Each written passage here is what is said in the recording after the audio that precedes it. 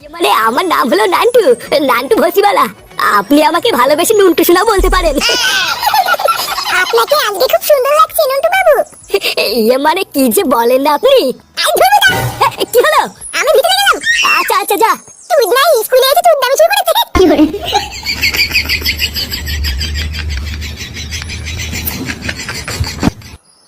ওটা আপনার কে হয় নন্টু বাবু? নাতি? এমা চিচি এইসব আপনি কি বলছেন? নাতি কেন হবে? আমি তো এখনো সিঙ্গেল, বিয়ে করিনি। তাই আপনি এখনো বিয়ে করেননি? হ্যাঁ, ওটা হলো আমার পাশের বাড়ির একটা বাচ্চা। ওইসব ছাড়ুন, আগে আমি কি বলছি সেটা শুনুন। হ্যাঁ বলুন না। কালকে আপনার সাথে দেখা হওয়ার পর থেকে না সারা রাত আমার ঘুম আসেনি জানেন। সারা রাত বুকের ভিতরে কেমন যেন একটা মোচড় মারছিল। আপনি ওদিকে বলেন না। তো বাচ্চারা, কালকে আমি তোমাদেরকে যা যা পড়েছিলাম তোমরা বাড়ি থেকে পড়ে এসেছো তো? Yes sir. বাহ, অসাধারণ। তো এবার আমি তোমাদের সবাইকে প্রশ্ন করব, তোমরা সবাই উত্তর দেবে, ঠিক আছে? স্যার। এ ফেকু তুই বল, গরুর কটা পা? ইয়েস স্যার, এক গরুর 4টে পা। বাহ, এই তো খুব ভালো। এবার টুনটুনি তুই বল, ফক্স মানে কি? স্যার, ফক্স মানে তো শিয়াল।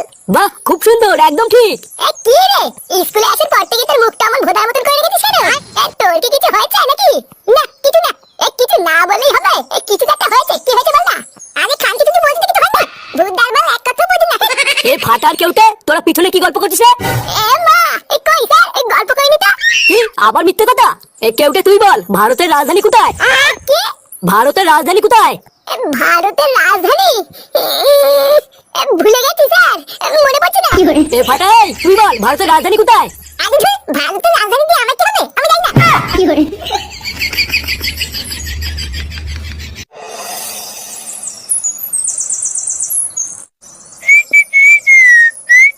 হ্যাঁ রে, তোর বাবা সেই যে ফাটাকে স্কুলে দিতে গেল, এখনো তো বাড়ি আসলো না। যাওয়ার সময় আমি এই যে বললাম যে আসার সময় বাজারটা করে নিয়ে আসতে, তা এত দেরি করে আসলে আমি রান্নাটা কখন করবো বলতো? পাকনা গুজি গেছে গো, পাকনা গুজি গেছে। তুমি তো কিছু বুঝবে না, আমি বেশ ভালোই বুঝতে পারছি। কি সব বলছিস? পাকনা গুজি গেছে মানে? ও তোমাকে যদি এখন আমি বলি সবই তোমার মাথার উপর দিয়ে যাবে। সময় আসুক সবই বুঝতে পারবা। গিন্নি, আরে কই গো গিন্নি?